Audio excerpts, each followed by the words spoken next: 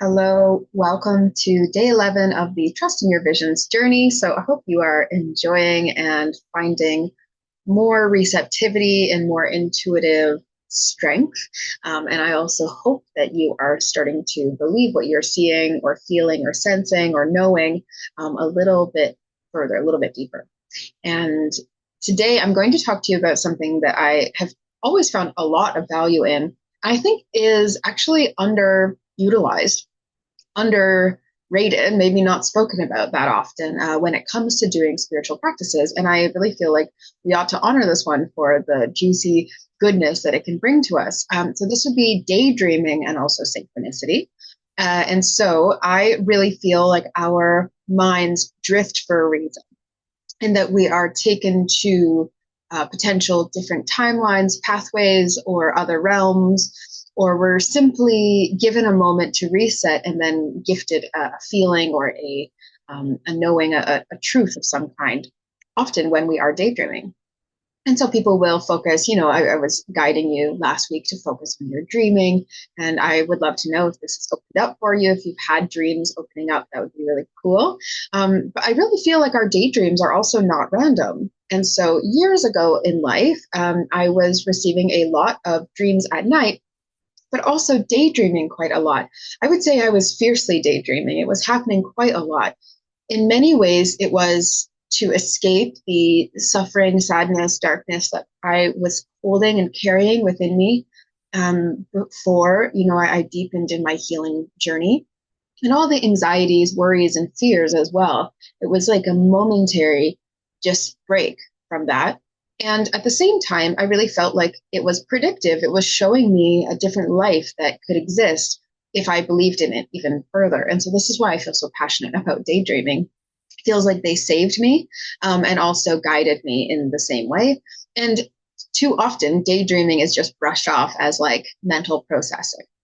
And so they can be very much a window to your subconscious. And you can sort of daydream as you're out on a walk, as long as you're being, mindful of traffic and, of course, safe. Your daydreams can show you what you are longing for, what you're desiring. Your daydreams can also play out a fear and show you what you're actually afraid of and help you face that, counteract it, maybe find a different way around it. Can also show you things that you are like missing or longing for, perhaps what you're missing in your day-to-day life as far as like not seeing something clearly. And so it can help clarify things. And generally, I find daydreams to be trying to point me in the direction I'm meant to go energetically in some kind of way. It's like giving you an experience that is different than your current reality that allows you to expand into it for whatever purpose that also holds in your life. And so it feels kind of like a figment and like this kind of meandering image set. But then, really, when you ground it here in reality and start to listen and start to pay attention, it can become quite clarifying. Even if you have, this is a synchronicity moment, even if you have songs getting stuck in your head, a song getting stuck in my mind, sometimes I will also write it off. And then when I go back and think, why was that song in my mind? Yes, it could be because I heard it recently, but also I hear a lot of different songs and they don't always stick in my mind that way. So I'll tend to look at what emotion does that song bring up for me? What do the lyrics mean as well? What the lyrics mean often do have a deeper symbolism within my life at that time. I allow myself to expand and receive further information. So I would like to invite you all to actually choose to do a gentle daydream practice. Instead of it just happening haphazardly, we're actually going to choose to daydream. So I will guide you in what you are going to do, but then I'll let you daydream on your own. I don't feel like it makes sense to daydream while we're you just watch me staring off into space for a good 5 minutes.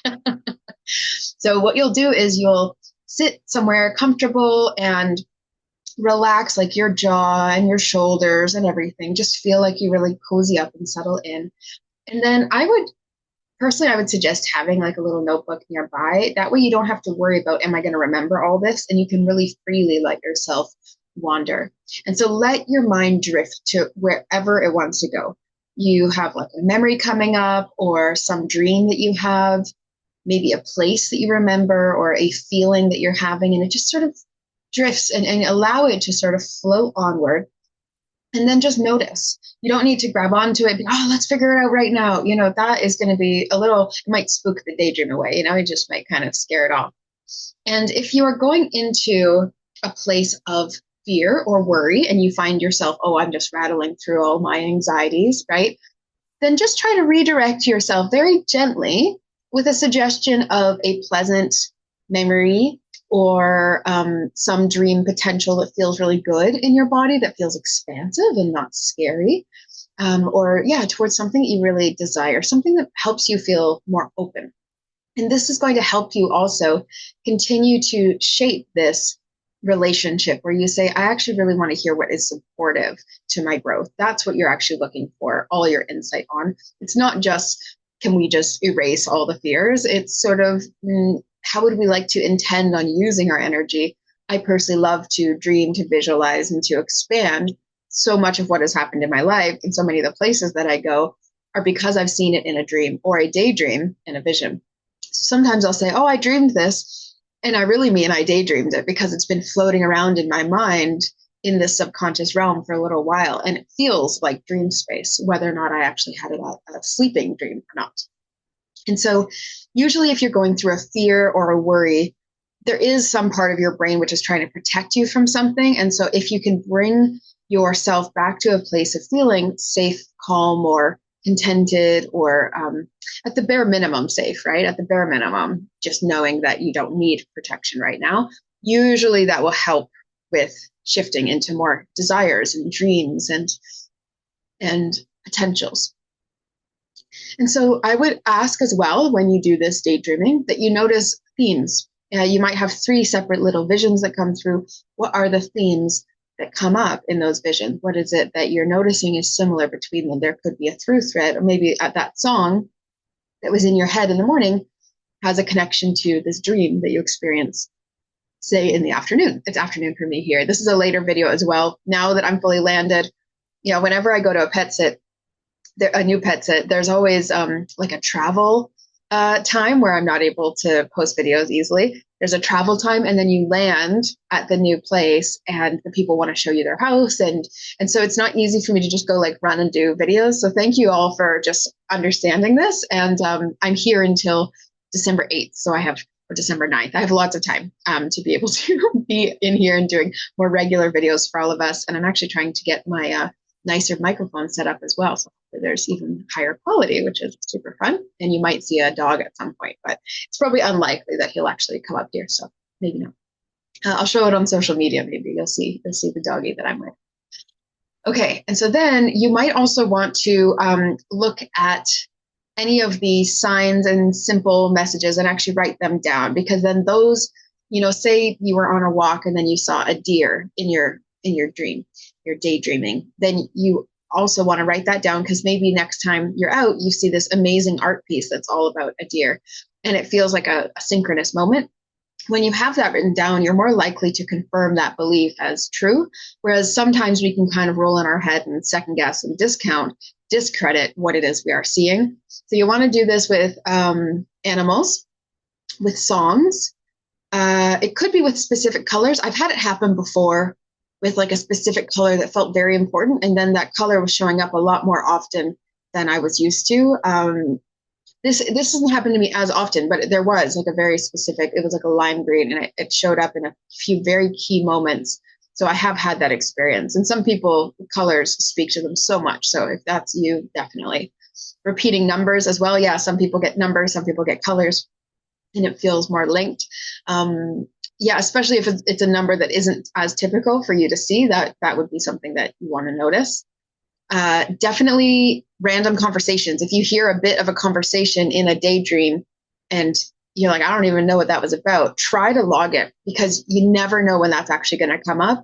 And usually if it's like a future memory, so if you're doing some predictive daydreaming and then that happens, usually whatever you're thinking about in that time, or whatever you're doing in general in life in that time, there's a big synchronicity, a big alignment. And it's kind of like a tap on the shoulder to say, hey, like, you're doing a good job. And you're in alignment. Usually that's what it means, is like you're in alignment, or you're meant to really pay attention at the time to how you're feeling, what's going on, what's going through your head. And yeah, any words or phrases, that's similar to conversations, but any words or phrases that appear, you're definitely going to want to like note those down.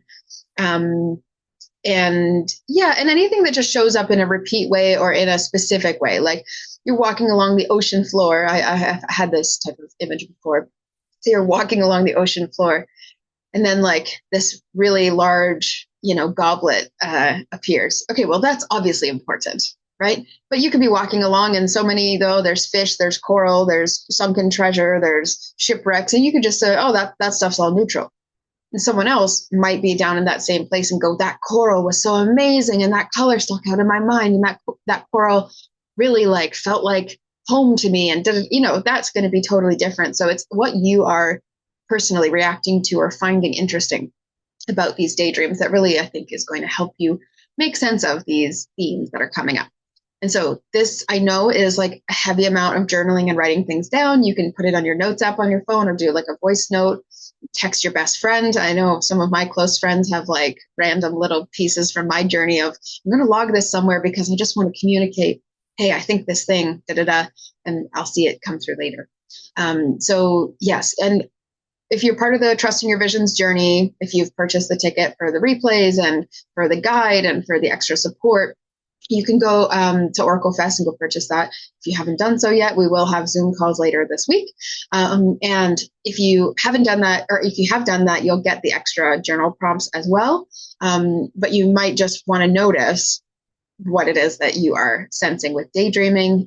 I would love to know what you find yourself daydreaming about. You might even just think about the last couple weeks or month and think, what have I sort of been like, where does my head going? What kinds of things am I imagining just to bring me some sense of peace or happiness?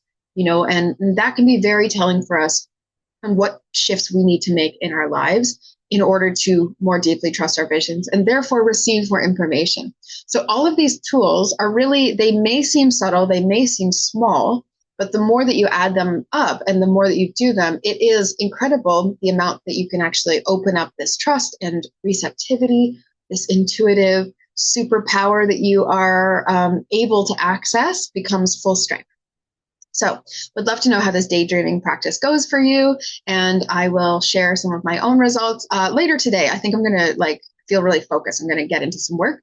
I'll do some daydreaming in the afternoon and I'll come back video. So we'll see you all tomorrow. I think tomorrow might be, let me double check. Tomorrow might be one of the live days. Yes, tomorrow's a live day as I thought. And then I believe the next day I will also, so day 12 and day 13, I will be coming live here on YouTube. So you can go back and watch that.